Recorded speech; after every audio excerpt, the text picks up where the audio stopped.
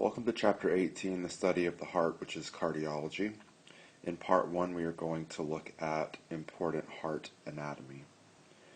Before we get into the specific anatomy of the heart, it's first important to understand that there are two circuits of the body, pulmonary and systemic circuits. The heart is basically a muscular pump that does two things simultaneously side by side.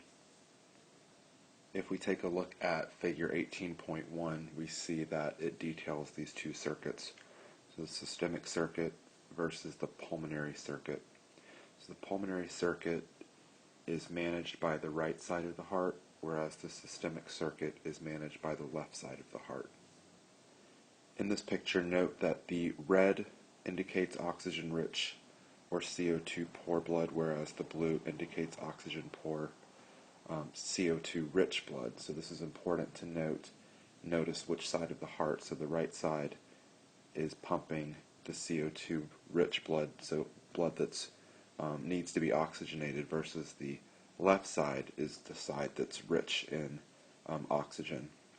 So basically the right side of the heart will receive blood both from the body and from the heart tissue itself.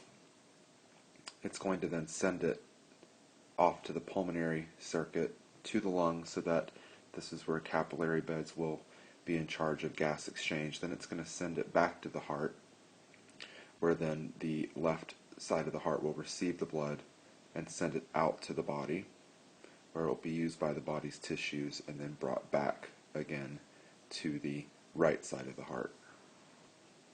We will eventually detail the flow of blood as it goes through all of these structures. There's a step-by-step process involved, including all of the structures that are in the heart. We have four main chambers in the heart. The first one is called an atrium, or atria, plural, versus ventricle, or ventricles, plural. The right atrium is in charge of receiving, like we said, blood from the systemic circuit, whereas the left atrium is responsible for receiving blood from the pulmonary circuit, from the lungs, whereas then the right ventricle will will pump blood out to the pulmonary circuit, to the lungs, whereas the left ventricle will pump blood to the entire body, the systemic circuit. Taking a look at where the heart lies within the body, in this particular image, we're looking at a transverse section. And how do you know what level we're at? So where are we in the body? Well, this indicates right here where we are. So T8. Remember, T8 is going to be roughly in the middle of your back. And looking at the picture we see here, we see the lungs, we see the vertebrae, we see the spinal cord. We also see, obviously, the heart tissue, and then we see what, anyone know what this is right here? It's a bone. So that's the sternum. Okay. So what are these three structures? Anyone want to take a guess what these three structures are? So this one, 2, and 3. So the red structure you see here is the aorta. This kind of pink structure is the esophagus. And the blue structure is the structure that brings blood from the lower body back to the heart, the inferior vena cava. So make sure you know these three things, because these are the three things that pass through the diaphragm, both down and up. So two of these things are going down. The esophagus and the aorta are going down, and the IVC is coming back up. Notice in this picture as well the white cavities surrounding. So these were part of the body cavities that you guys learned way back when. So the one that surrounds the heart, this is called the pericardium, which the word literally means around heart, whereas the white cavity surrounding the lungs is called the pleural cavity. And notice there's obviously two of them, one for each lung.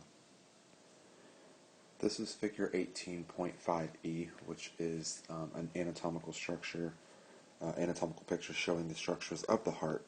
So here is the right atrium. Here is the left right ventricle.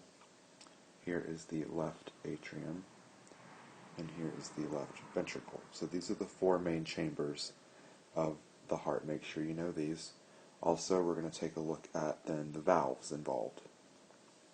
So we have four valves, 1, 2, 3, and 4. So this first valve, this is the tricuspid valve, and it's tri because there are 3 cusps involved. This valve is called the pulmonary valve.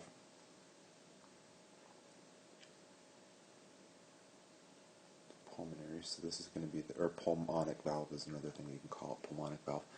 And these valves, this valve is important for controlling the backflow of blood from the pulmonary trunk into the heart.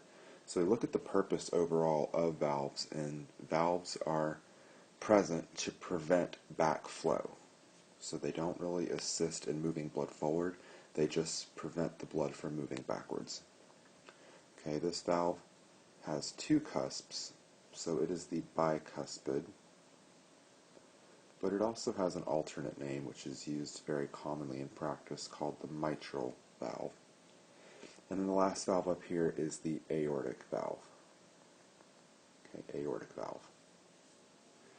And furthermore, you can classify the valves. So these 2 valves are known as semi-lunar valves, meaning half moon. So they have these 3 little crescent shapes that look like, then they're just very small flaps. When you guys do your dissection, you'll see that they're very, very thin. Whereas then these 2 valves are classified as AV valves, atrioventricular valves. And these are more involved, as you see. They have these tendon-like structures called chordae tendineae that assist in the opening and closing of the valves. And they have these little muscles down here called the papillary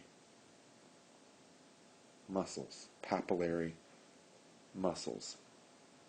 And those also assist in the opening and closing of those cusps, the flaps that are involved in the AV valves.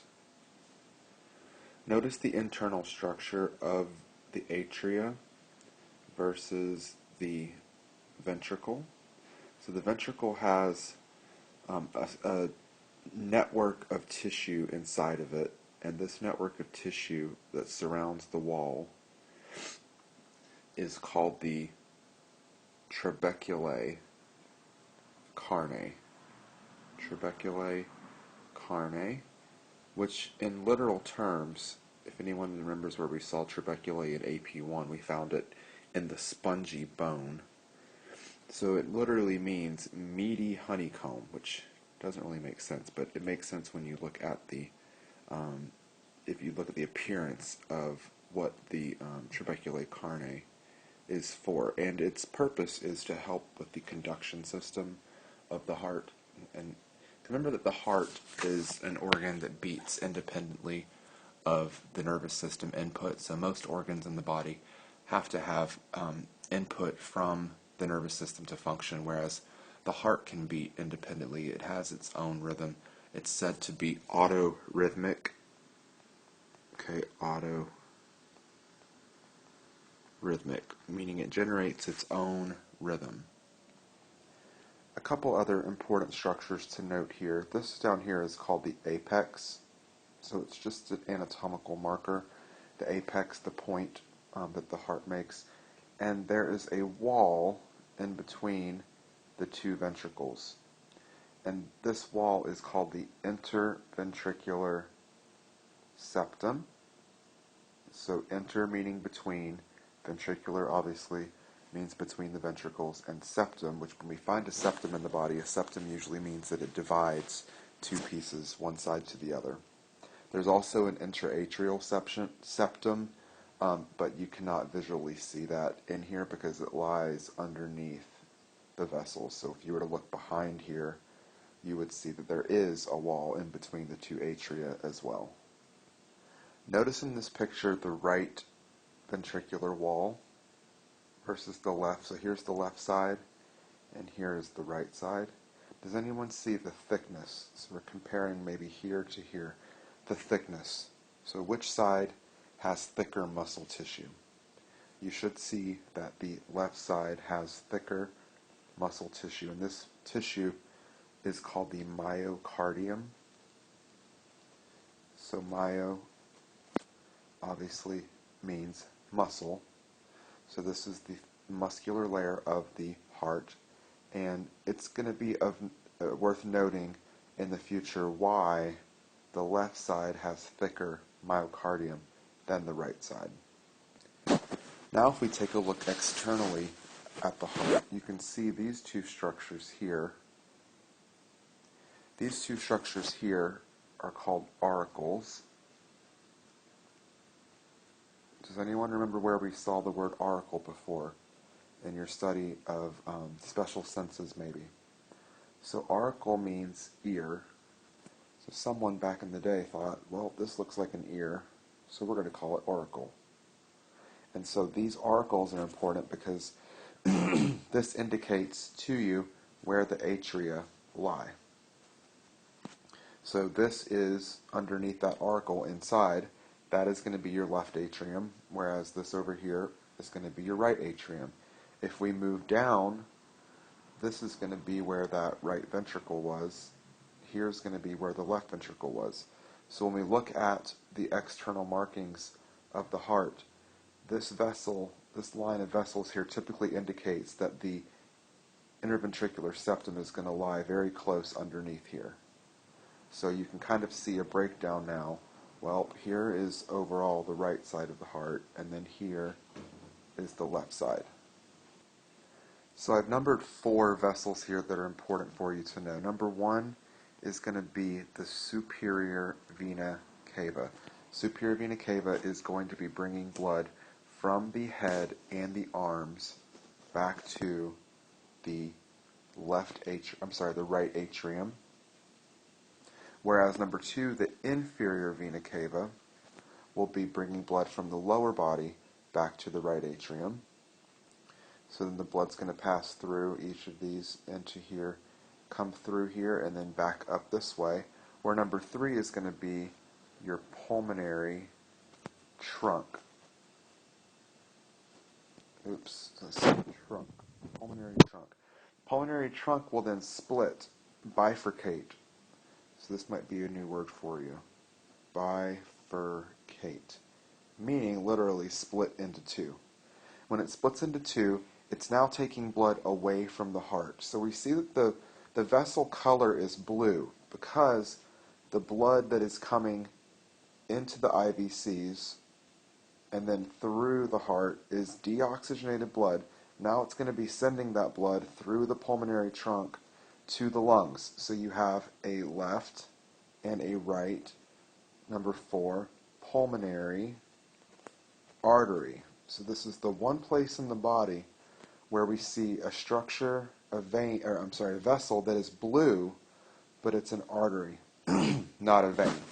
And so the true definition of an artery then would be a vessel that takes blood away from the heart and out to the body somewhere, whereas the true definition of a vein would be that it brings blood back to the heart. Numbers 5 and 6 here are colored red, so we know that these are carrying oxygenated blood. Number 5 is the largest vessel in the body. This is the aorta. And then we also see that as it goes around this arch, that is called the arch of the aorta. And we'll learn about these 3 arteries that are coming off the top here. So what do you think the vessels in number 6 are named? I'll give you a hint. They're bringing blood back to the heart from the lungs. So we called vessels that bring blood back to the heart veins. So these are the pulmonary veins, and on each side we're going to have the left over here and the right over here. So these structures are all important. These structures will be tested on your first exam. So there will be a picture of this heart, this exact picture that you're looking at, and you will have to identify some of these structures that I'm asking you about.